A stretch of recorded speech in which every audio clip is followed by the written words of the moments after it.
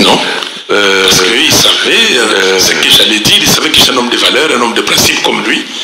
Ok? Et j'ai dit simplement que Son Excellence, Monsieur le Président, si vous et votre frère, le président Eduardo dos Santos, si vous voulez qu'il y ait dialogue, le vrai, vous pouvez le faire. Et vous avez vu la suite. La suite, les évêques ont traversé à Brazzaville et nous avons eu les dialogues. Les vrais dialogues de la Cinco. Vous n'êtes pas de l'opposition, vous êtes de la résistance, c'est ça? Vous confirmez? Mais écoutez, je ne sais pas qu'est-ce que vous voulez dire l'opposition. L'opposition, quand vous allez... Attendez, opposition républicaine. Écoutez, mais l'opposition républicaine, vous en savez quelque chose. Alors, prenons, disons, un pays qui a fait les élections. Vous allez au Sénégal, pays africain ou au Ghana. Vous allez en Angleterre. Ok, c'est quoi l'opposition? C'est lui qui est arrivé deuxième à l'élection présidentielle ou parlementaire. Oui, parlementaire. Oui, non. Parlementaire, hein, opposition c'est parlementaire surtout. On peut être élu président et être de la famille de l'opposition. Mais bien sûr, mais ici, dites-moi, les voix des Fayoulo, total de voix, par rapport à ces gens nommés.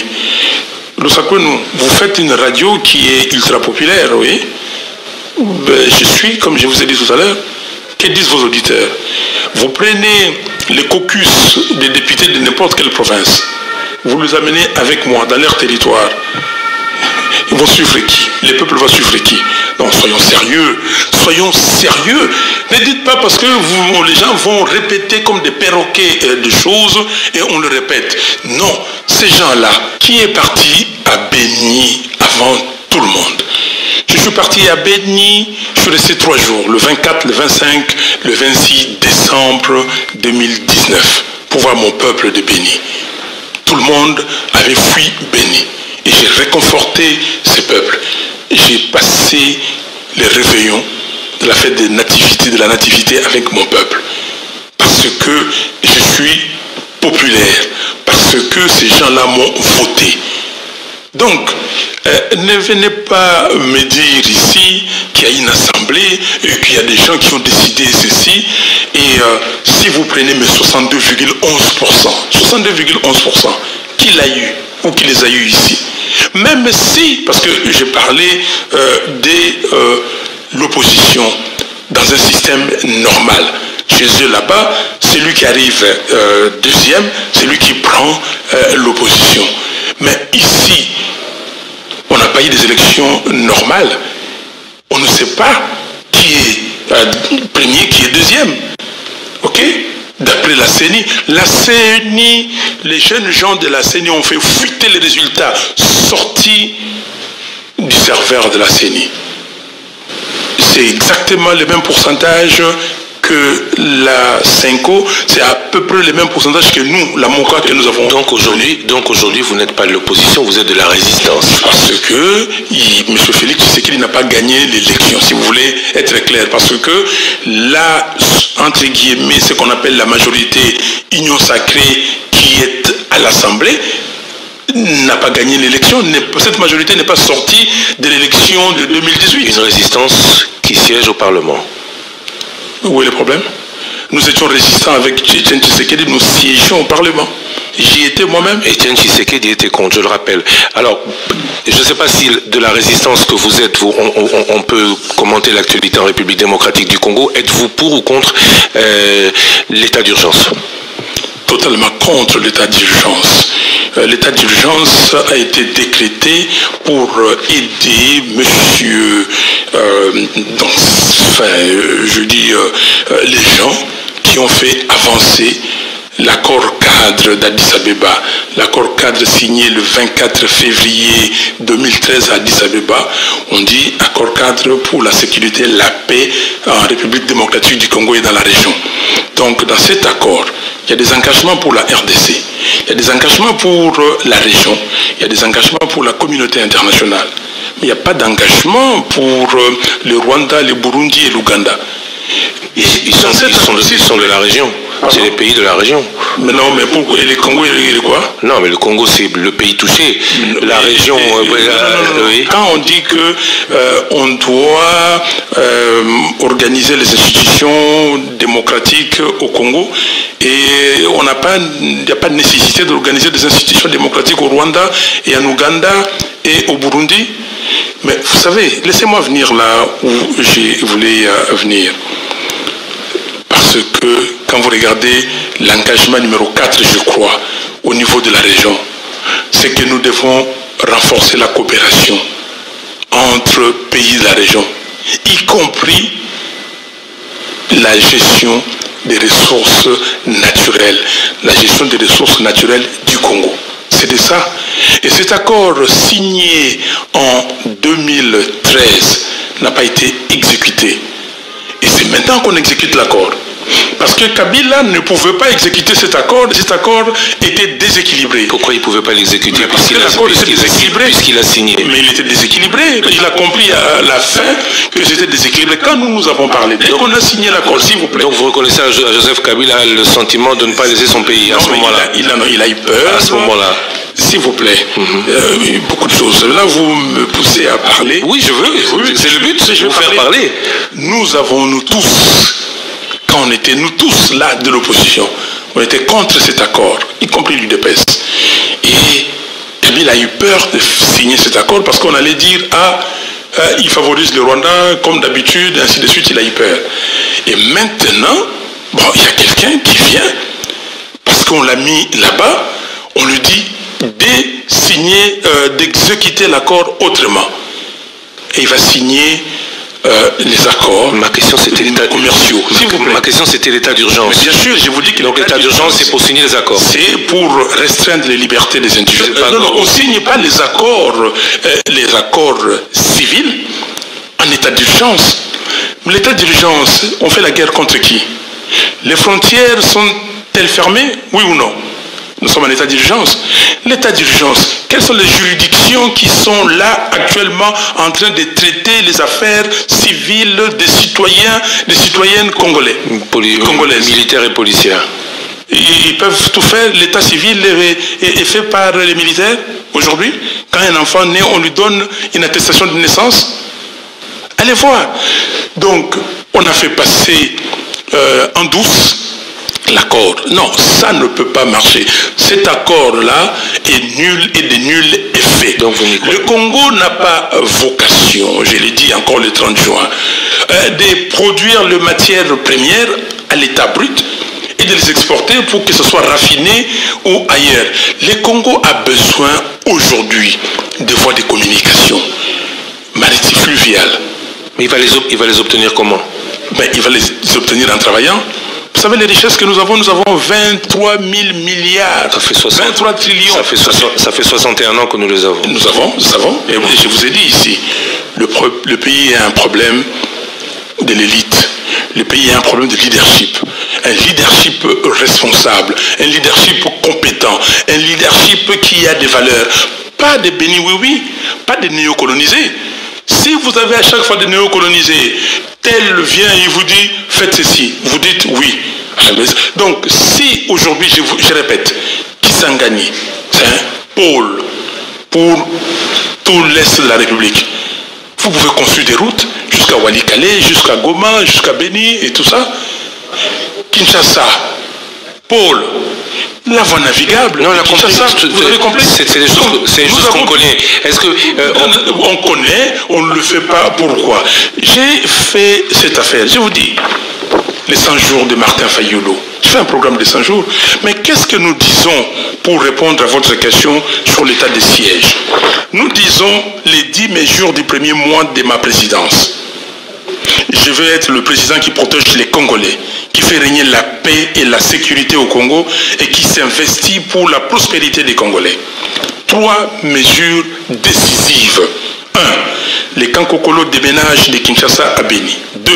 Je vais créer au sein des forces armées congolaises une force spéciale d'intervention militaire d'élite qui va s'installer au nouveau Kankokolo de Beni. 3. Je vais en extrême urgence mettre sur pied et déployer tout au long tout le long des frontières de l'Est du pays, des unités de surveillance des frontières et d'alerte. Ça c'est le programme de l'opposant qui veut accéder.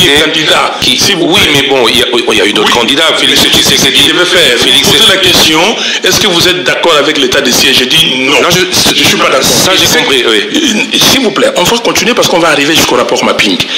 Je veux réclamer toute affaire cessante. 4. Une réunion spéciale du Conseil de sécurité des Nations Unies pour poser 2 questions au monde. La première, tous les jours, au nez et à la barbe des casques bleus, les rebelles venus de l'étranger sèment la terreur au Congo, tuent et décapitent les Congolais sans crainte des représailles. Tous les jours, ils violent les jeunes filles, leurs mamans et même leurs grand-mères. Quand une réaction de choc des forces des Nations Unies pour éradiquer de manière définitive toutes ces rébellions qui gangrènent l'Est du pays. Deuxième question, et je termine par là. Pourquoi, dans l'indifférence mondiale, la République démocratique du Congo est le seul pays au monde à être victime des rebelles étrangers qui ne font jamais la rébellion dans leur pays? Est-ce que vous pouvez commencer à répondre à ces questions? Aujourd'hui, Félix Tshisekedi dit accord avec le voisin parce que je lui ai posé la question, vous avez sûrement dû suivre. Monsieur Sarkozy, alors président de la France, était venu parler de cogestion des ressources naturelles de la République démocratique du Congo entre les pays du voisin, avec les pays voisins. J'ai dit, vous pouvez vous-même répondre à cette question. Pourquoi est-ce que à Barbéné de la MONUSCO, tous ces faits continuent parce que cette communauté internationale ne veut pas de meilleur lendemain à notre pays, ou parce que nous sommes incapables de pouvoir en imposer? Mais j'aime bien vos questions parce que vous répondez déjà à vos questions. Un de mes professeurs me disait nous disait, nous, élèves, une question bien posée contient la moitié de la réponse. Sarkozy décrète ça en 2009. Février 2009. Au Palais du Peuple ici? Non. D'abord, au Palais du Peuple, c'était en 2004. Non, il n'est pas venu au Palais du Peuple. Non, il était au Palais du Peuple. Il a, dans son discours face au Parlement réuni en congrès, il a tenu les propos que j'ai cités. Voilà, vous avez cité, mais Sarkozy l'a dit la première fois, ça je vous laisse ça, il l'a dit la première fois en 2009 devant les ambassadeurs français. Ok? Et comme par hasard, j'étais dans ma chambre d'hôtel ce jour-là à Paris. Il l'a dit en 2009. Mais maintenant, il les fait inscrire. C'est pour ça que je vous dis des néocolonisés. Il les croit dur comme fer. Il les fait inscrire dans l'accord cadre d'Addis Abeba. L'accord cadre, ce que je viens d'évoquer ici, reprend exactement les propos de Sarkozy. Donc, s'il y a des bénis, oui. Mais M. Kabila ne l'a pas accepté. Non, ne l'a pas exécuté, simplement parce qu'il avait peur d'exécuter, comme beaucoup d'autres choses qu'il n'a pas exécutées. Il avait peur.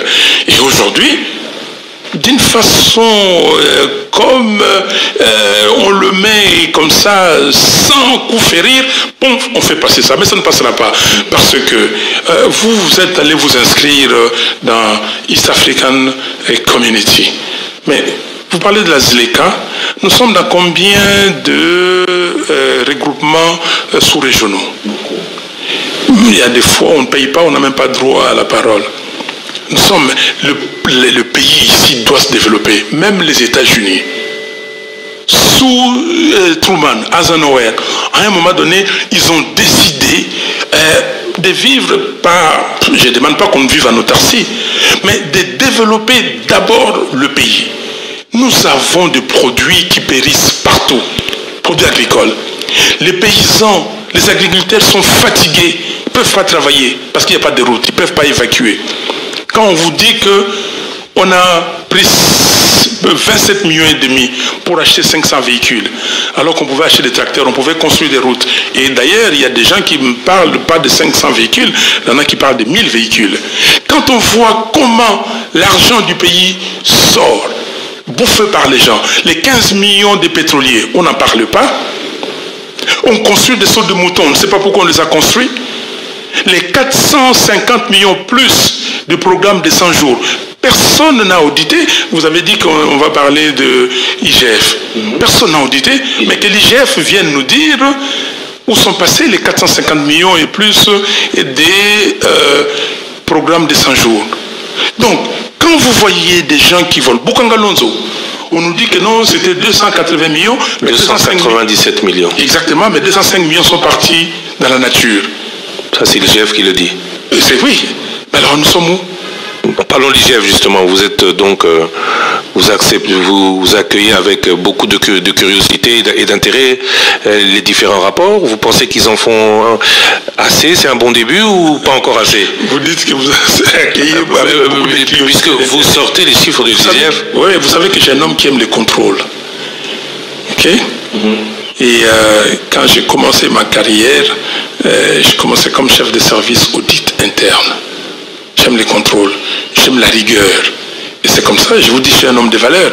Quand vous venez à l'ECID, ce qui va vous frapper, les 13 valeurs de l'ECID. On commence par l'amour, le travail, la justice et tout ça. Mais vous allez trouver une valeur, là je crois que 6e valeur, l'intégrité. C'est très important. Je veux un État fonctionnel, un État organisé, où tout le monde sait combien touchent les agents publics de l'État. Est agent public de l'État, tout celui qui est payé par les trésors publics. Du président de la République à l'huissier. Exactement. Le président de la République touche combien? Est-ce que, M. Lusakono, vous pouvez me dire combien touche le président de l'Assemblée nationale? On a regardé dans les annexes de la loi. On pose quand. Vous savez, je ne réponds pas à votre question. Hein, mais en règle générale, quand on pose une question, c'est qu'on a quasi la réponse, mais qu'on a juste envie que celui à qui on la pose répond. Mais le président, ce qui touche le président américain ou le président français, si vous googlez ce qui touche le président américain, paf, vous allez voir 400 quelques $1000 par an. Par an. Si vous googlez dans l'exercice 2021 ce que touche le président, vous êtes aux environs de 13-14 000 $ par mois. Oui, mais vous googlez, vous avez déjà vu qui touche ça. Oui, mais d'accord, mais quand on parle du président, si on commence à rentrer dans les détails des primes et tous les à côté, le président de la République, le président américain coûte plus à la... Le président américain n'a pas de primes. Ok, le président Trump a dit qu'il va prendre un franc symbolique. Et ça, je viens de voir ça dernièrement. Comme j'avais dit, moi, Fayoulou assis sur le fauteuil du président de la République, je prendrai un franc symbolique. Et vous savez, j'étais à la conférence nationale souveraine, j'étais jeune garçon, très jeune. Ok, je n'ai pas touché l'argent de la conférence nationale souveraine. J'ai dit à tous les conférenciers, ne touchons pas l'argent. Il y a des gens même qui étaient déjà très avancés dans la hiérarchie ici, mais dit Fayoulou pour qui se prend. Je n'ai pas touché cet argent. Premier mois, deuxième mois, troisième mois. Vous pouvez demander à Christophe Letondoula qui était président du FDD. Je n'ai pas touché. Et puis nous avons tenu une réunion. On m'a dit, écoutez, cet argent, quelqu'un va le voler. Signe une procuration au trésorier de l'équipe. À l'époque, César Lingeba paye à son âme. Et César Lingeba a touché cet argent pour les comptes de l'association Forum pour la démocratie et le développement. Je n'ai jamais touché. Donc, ça veut dire que ce ne date pas d'aujourd'hui. Question de principe, il faut les contrôles. Vous parlez, vous allez googler, vous avez trouvé 13-14 000. Vous avez googlé pour savoir combien touche le président de l'Assemblée nationale? Combien touche le président du Sénat? Nous devons savoir. Et vous savez, si quelqu'un touche 14 000 $, donc vous pouvez imaginer le train de vie de la personne. Le train de vie, c'est le train de vie de la présidence de la République, il est chef de l'État. Parce que je parlais du président de la République. Oui, non, mais je parle des institutions. Ne singularisez pas. Je dis un État organisé, fonctionnel, où on sait combien touche chaque agent public de l'État. C'est cet État. Aujourd'hui, nous ne savons pas. Un État où, quand on commande, j'étais député, ok? J'ai député. Je n'ai jamais eu un crédit, une voiture à l'Assemblée nationale. Je n'ai pas eu. Pourquoi? Parce que quand on est venu, on a dit que vous devez souscrire. Vous avez des formulaires. Je dis que donc moi j'ai une voiture, je n'ai pas besoin. Et je n'ai pas eu. Donc c'est volontaire. C'est lui qui pense que bon, il est prêt qu'on lui retranche chaque mois quelque chose, il souscrit. Mais là c'est du vol. On fait du vol et on ferme les yeux. Et ce qui est grave, même des Occidentaux qui sont ici, ils ne parlent pas de ça, mais ça c'est une violation flagrante des droits de l'homme, parce que le peuple congolais est privé de ses ressources. Et vous parlez de la démocratie, vous parlez de la lutte contre la corruption. Vous dites que si la lutte contre la corruption ne prend pas le pas, nous n'allons rien faire. Et vous voyez des gens qui sont là aujourd'hui en train de piller le pays, de saigner le pays. Les finances publiques, les deniers publics sont saignés. Et on dit, ah non, on continue. Monsieur Jules Alinguete de l'IGF a tenu les quasi mêmes propos que vous. Ma question donc, puisqu'on parle de l'IGF, utile, pas utile, vous êtes satisfait de cette organisation qui fait les contrôles est utile. L'IGF n'est pas institué par M. Jules Alinguete ou par Tartampion, Kingandi, Fulani ou Songolo ou Mpakala. L'IGF est institué, c'est une institution de la République qui doit être là comme la Cour des comptes, comme l'Assemblée nationale, comme toutes les autres institutions pour les contrôles. Telle qu'elle fonctionne aujourd'hui, est-ce que vous pensez qu'elle est en train de changer les comportements des uns et des autres? Mais je vais voir les résultats. Jugeons aux résultats. Jugeons que, bon, ben voilà, on a sorti, on nous a parlé de 57 millions de dollars sur le programme de 100 jours, les achats de maisons ou je ne sais quoi. Et puis, bon, il y a un monsieur qui est en prison. Aujourd'hui, où sont les autres? Est-ce qu'il était seul dans cette affaire? Je ne le discute pas. J'ai fait une déclaration à l'époque, avril 2020, pour dire que les juges doivent travailler, parce qu'ils disent la loi au nom du peuple congolais. Qu'est-ce qu'ils nous ont dit? Alors maintenant, les 57 millions qu'on a identifiés, ça a retrouvé les caisses du Trésor public. C'est ça que nous devons savoir. Mais moi, j'ai suivi le procès. Le procès, j'ai entendu plusieurs fois M. Kamere dire que ce n'est pas mon procès. Ce n'est pas mon procès. C'est le procès du régime. IGF, a priori positif alors. Je dis que les institutions de la République, mises en place pour les contrôles, il faut qu'elles fassent leur travail. Mais il faut produire les résultats. Toute institution doit produire les résultats. Donc j'attends qu'on me dise qu'est-ce qu'on a fait des Bukangalons, 205 millions. J'attends qu'on me dise qu'est-ce qu'on a fait des 15 millions de pétroliers et ce qui a suivi après par le pétrolier. Vous devez savoir que je suis un pétrolier. Moi, je viens de ce monde-là. Je vais savoir les 500 véhicules, ça procède de quoi? Je veux savoir le programme de 100 jours, les plus de 450 millions de dollars. Qu'est-ce qu'on en a fait? Quel est le rapport? Je veux savoir le près d'un milliard de dollars dépensés par M. Nanga et Basengezi à la CENI. Qu'est-ce qu'on a fait de ces 450, de ces près d'un milliard de dollars? Je veux le savoir. Et là, vous reviendrez me poser la question, je vous dirai, tiens, satisfait ou bien négatif. Vous êtes vacciné contre la Covid-19, vous avez pris votre première dose. Pour la curiosité, vous prendrez votre deuxième dose quand? Sachant que depuis le 11 juillet ou à partir du 11 juillet, il n'y a plus d'AstraZeneca. Non, écoutez... non, ça c'est la première question. Non, la première question, c'est pas ça. Non, c'est votre première question, moi je vais vous revenir. Je vais revenir sur les faits. Je suis factuel. Je vous ai appelé pour dire je suis vacciné. Je me suis fait vacciner. Je veux qu'on fasse une émission avec vous pour que j'explique au peuple congolais pourquoi je me suis fait vacciner. Vous vous rappelez? Je me rappelle bien. Je vous ai dit que j'ai contacté à plusieurs reprises le docteur Mouyembe. Je l'appelle au téléphone, il n'a pas pris. J'ai contacté à plusieurs reprises le médecin directeur, les présidents, je ne sais pas quel est le titre, de l'ordre national des médecins. Il ne vous a pas pris. Je vous ai dit que j'ai appelé le directeur ou la directrice des PEV, Programme élargi des vaccinations. Madame Moutamba, elle ne vous a pas pris.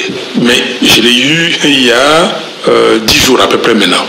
J'ai appelé plusieurs fois, mais je les appelais avant que j'aille me faire vacciner pour leur dire qu'écoutez, je ne suis pas spécialiste. J'avais fait il y a 3 mois, on m'avait posé cette question. Je dis que cette question, nous devons nous référer tous aux spécialistes. Je ne suis pas scientifique. J'ai dit comme tout le monde, je vois ce qui s'est dit, ce qui se passe, j'entends ce qui s'est dit, mais nous devons être responsables. Expliquons au peuple congolais, c'est quoi les vaccins? Je suis là, regardez ça. Tout ça, c'est des vaccins.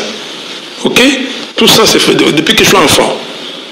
Et surtout que j'ai entendu sur les antennes de votre station de radio, Top Congo encore une fois. Oui, que il y avait le programme, donc la campagne sur la poliomyélite, les vaccins contre la poliomyélite.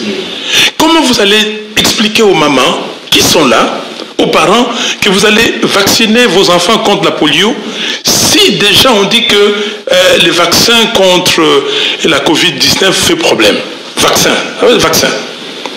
J'ai fait la campagne pour discuter et arriver à dire au peuple congolais, voici ce qu'on met sur la table. Ce n'est pas obligatoire, mais voici les avantages du vaccin. Et si vous avez des inconvénients, voici les inconvénients du vaccin. On fait l'analyse qu'on fait, l'analyse comparée, avantages et coûts et inconvénients. Et donc, les gens, les Congolaises et les Congolais, en toute liberté, décident. C'est ma campagne. Et c'est ce que je veux. Mais vous avez des gens irresponsables qui vous disent autre chose. Donc vous êtes pour vous êtes vacciné. Mais je suis pour la vaccination. Je suis pour la vaccination. Comment est-ce que vous comprenez ceux qui doutent ou ceux qui disent même, parce qu'on l'entend encore et on le voit dans la rue, que cette maladie n'existe pas? Maintenant, et comment vous leur posez la question dans leur famille? Ils ont eu des cas ou pas? Sinon, ils ont eu des cas. Si pour les familles qui n'en ont pas eu. Mais ils ont vu des voisins, ils ont vu des gens, on sait que tel monsieur ou telle dame est décédé de la Covid-19. Ils le savent. Christian Lusakweno, le problème n'est pas à ce niveau-là. Le problème est au niveau de la responsabilité. Le peuple est peuple. Il a les droits de douter. Même aux États-Unis, il y a des gens qui doutent, vous le savez. Je sais. En France, en Europe, il y a des gens qui doutent. Partout. Partout. La vaccination n'est pas obligatoire. Exactement. Mais qu'est-ce que font ces États? En Afrique, les gens qui doutent. On m'a dit que les taux d'acceptation ici, au départ, étaient de 28 ou 38, 28%. Mais les taux d'acceptation au départ, donc la moyenne est plus élevée que la moyenne africaine, ici au départ. Mais il importe aux responsables de dire qu'est-ce que les vaccins et pourquoi. Et quand à chaque fois, je fais des expériences, moi j'ai expliqué à mes amis, ils sont partis se faire vacciner. Vous savez après moi combien de gens se sont fait vacciner? Quand ils ont vu que Fayulu s'est fait vacciner, en bon, combien d'appels j'ai eu? Et malheureusement qu'on n'a pas fait cette émission. Mais combien d'appels j'ai eu? J'étais malheureusement Covid à cette époque-là. Vous avez dit que vous étiez disposé, mais vous-même, vous ne pouviez pas. Vous vous rappelez? Je me rappelle très bien. Donc, vous savez combien de gens?